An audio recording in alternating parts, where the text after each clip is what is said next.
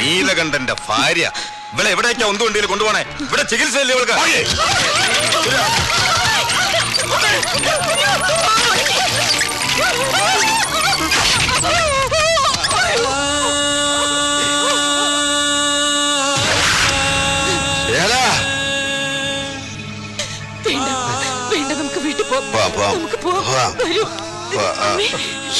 നിങ്ങൾ പുറത്തേക്ക് കടന്നു.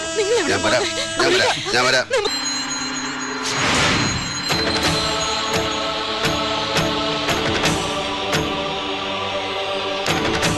കഴുത്തിന് പകരം വലം കൈ അറുത്തതും പിന്നെ കുഞ്ഞനന്തൻ എനിക്ക് പകരം മരിച്ചപ്പോ തല്ലിക്കൊല്ലാതെ വിട്ടതും നീലകണ്ഠന്റെ കഴിവുകേടായി കാണരുത് നീ. വലം കൈയിലേക്ക് ചോര ഊട്ടം കൂടിയപ്പോഴും ആയുധം താനെ കൈയിലേക്ക് വന്നപ്പോഴും മനസ്സിനെ ശരീരത്തെ ജയിക്കാൻ ഞാൻ ശീലിച്ചതിന്റെ ഫലമാണ് നീ.